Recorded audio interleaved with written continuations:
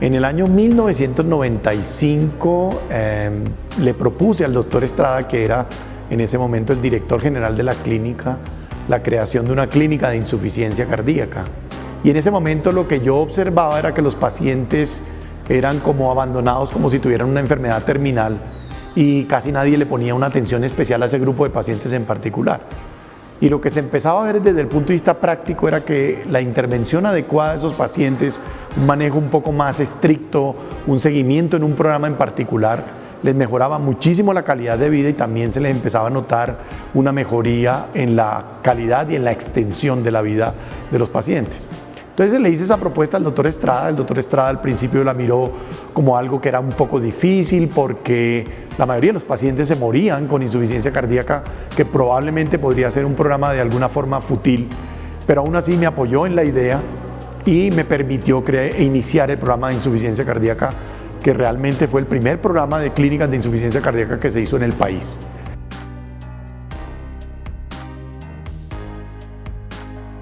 Empecé con una habitación, es lo primero que me dijo: ¿tú qué necesitas? Y yo le dije: necesito un local, un sitio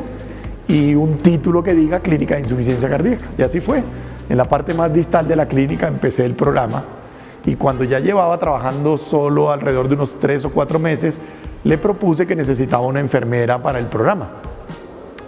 También fue un poco difícil, pero aún así también me apoyó con una enfermera para el programa. Un programa de insuficiencia cardíaca sin una enfermera es casi que un programa muerto, porque se necesita un programa de educación, de seguimiento, de estructuración del proceso de seguimiento de los pacientes. Entonces me permitió tener una enfermera de insuficiencia cardíaca.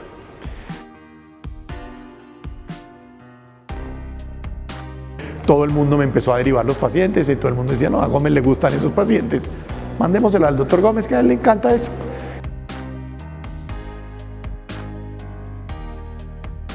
Pero a mí me parecía que no tenía sentido iniciar un programa de trasplante cardíaco sin tener un programa de clínicas de insuficiencia cardíaca, porque muchos pacientes mejoraban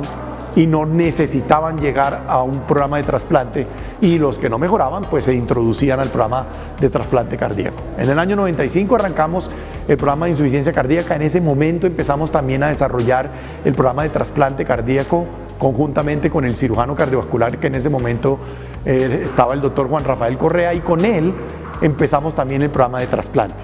De hecho, hacíamos alrededor de 1.200 consultas por año de insuficiencia cardíaca. Ahí se unió el Seguro Social en su momento y empezó a derivarnos los pacientes de insuficiencia cardíaca, y la razón fundamental por la cual se dio eso fue porque se lograba reducir dramáticamente las rehospitalizaciones por insuficiencia cardíaca a los pacientes que estaban en el programa, y adicionalmente la mejoría en la calidad de vida de nuestros pacientes era espectacular. Entonces los pacientes se sentían muy bien con el seguimiento, tuvieron menor número de hospitalizaciones, y eso tuvo un impacto muy significativo en la calidad de vida de los pacientes.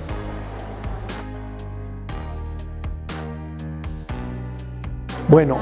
en el curso del tiempo pudimos observar y participar en la innovación de los nuevos tratamientos que se fueron desarrollando. Yo tuve la fortuna de ir conociendo el ingreso de cada una de las nuevas moléculas que fueron impactando la morbimortalidad y la hospitalización por insuficiencia cardíaca en el mundo y en Colombia. Y lo que fuimos viendo fue que fue creciendo el programa.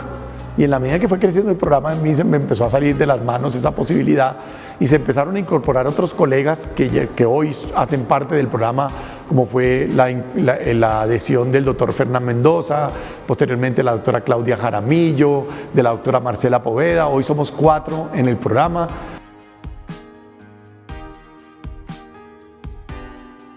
En el sentido de incorporar estrategias de rehabilitación cardíaca, la parte del apoyo de la educación con enfermería en los pacientes con insuficiencia cardíaca, la incorporación ya de un mayor número de pacientes que llegaban a trasplante, la adición de estrategias en electrofisiología como es la terapia de resincronización cardíaca, los cardiodesfibriladores implantables, la adición de nuevos medicamentos que reducían la mortalidad y la hospitalización por insuficiencia cardíaca, la participación en múltiples de los estudios clínicos a nivel mundial con tratamientos de insuficiencia cardíaca ya en un grupo mucho más sólido, más conformado y mucho más grande, en este seguimiento de los pacientes, aumentamos el número de trasplantes cardíacos, apareció ya la asistencia ventricular, empezamos a ingresar pacientes a programas de asistencia ventricular conjuntamente con el desarrollo y el crecimiento de la rehabilitación cardíaca,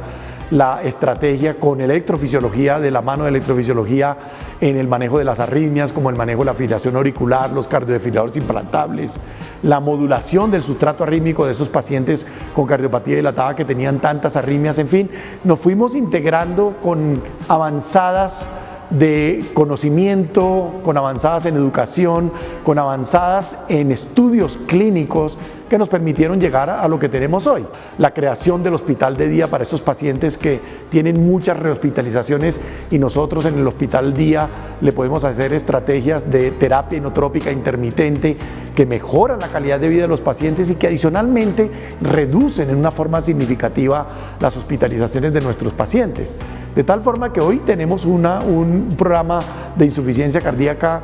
de avanzada, donde tenemos prácticamente todas las opciones de estrategia terapéutica que le podemos ofrecer a unos pacientes que en un principio pues prácticamente no se les podía ofrecer casi nada y tenían una mortalidad que era tan alta, si no más alta, que los pacientes con cáncer.